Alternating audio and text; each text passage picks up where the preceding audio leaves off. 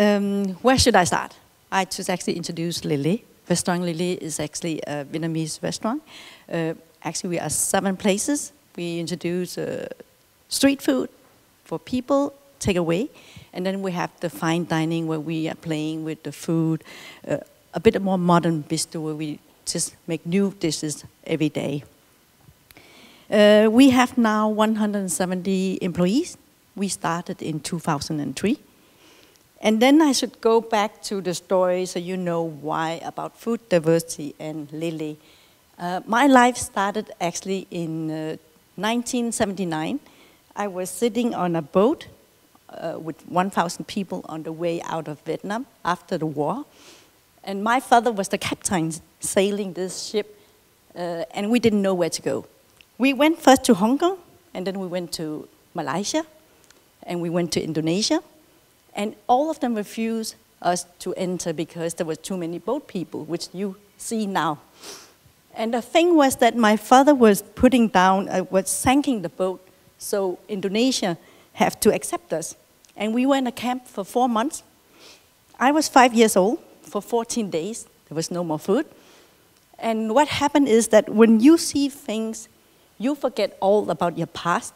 So most of the things that when I grew up in Saigon in Vietnam, I forgot until the day when I was 5 years old, sitting on this beach when my father was swimming, me and my brother in, while he was rescuing the rest of those people who could not swim with the other men. And sitting on this very beautiful Bounty beach and looking out on the beach with the palm trees and everything, and you see all those people lying on the beach, some alive, some half dead. It makes you to think that life is much more. So when we arrived to Denmark by the accept of the Danish government, the best thing ever happened is that I actually arrived in Denmark during 79 in the winter time when the snow was that tall. And what you see, like Esmond say, people were only eating garlic bread during the 80s.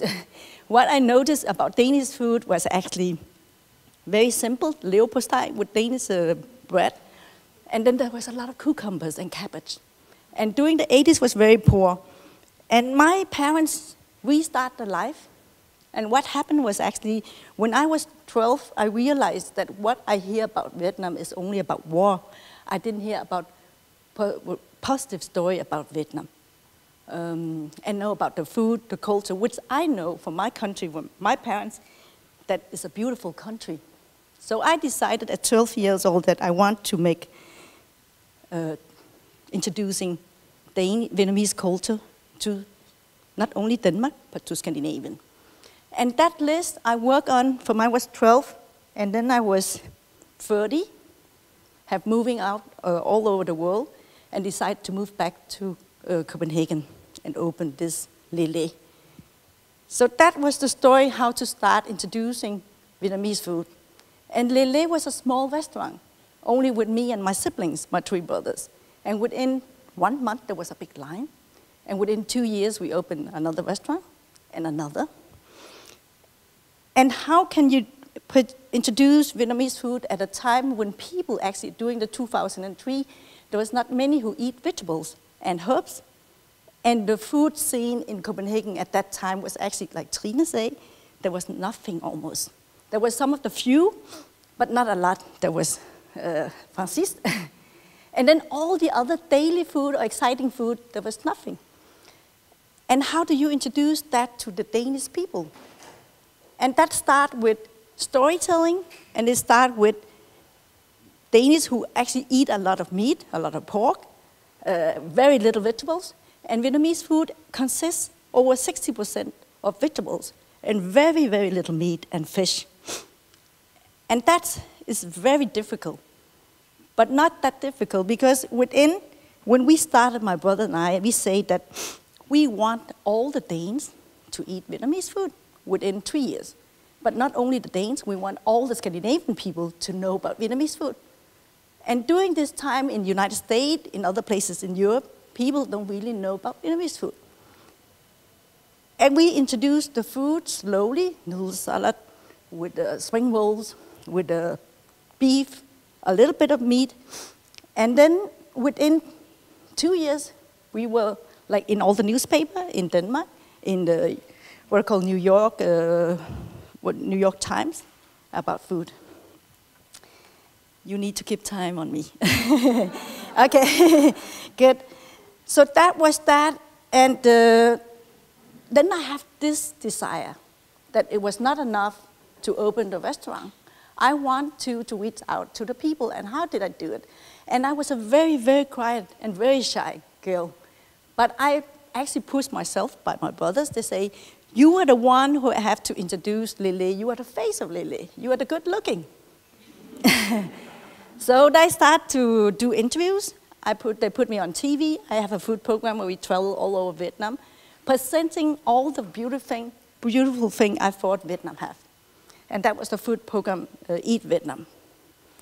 And within some years, more cooking books and other thing. And now it's like, for me, I'm on the TV, the national TV, 3 times a month to show the Danes how to cook Vietnamese. I'm almost the only one who can cook Vietnamese. All the other, they're cooking French or Danish or whatever. It's actually a very big change to show Herr og Fru Jensen, all the people in the countryside, you can cook Vietnamese if you want. And show them how to do it and how to eat it. So that was the part that we reached finally after 15 years. I'm sorry, I just have to remember. And the other thing is that how do you do your business when you grow and you don't have a lot of money? It's very hard to invest by our own money. How do you make it to run around and on the same time delivering this that you can actually serve Vietnamese food? And on the same time, be aware of what the surrounding is demanding. People want something sustainable. So we did actually slowly from importing Vietnamese fish, frozen or whatever, to Denmark. We go like choosing things local, using things, fish, meat from Europe, vegetables. And then a lot of customers, especially the Vietnamese, they come and say, but this is not Vietnamese. You don't have the Vietnamese fish, you don't have the meat. And then the storytelling starts again to explain people Vietnamese food is fresh. It's famous for the taste because it's fresh, so you have to use the local product. And then you have to, from there on, create the food you can use and with the same taste. So what I use is actually the fish sauce, the rice noodle, the rice that I cannot get here, but then I get it from Asia. And we arrived, and that was very good. And then the next step is, of course, how can we change and make the business go? And having our employees to be a part of this. That demands a lot, but when you as owners are aware of things, how to do it, then you can actually influence your employees, the guests, which I believe we arrived with introducing Vietnamese food. And I think as well in the future, there's a lot of things, yeah.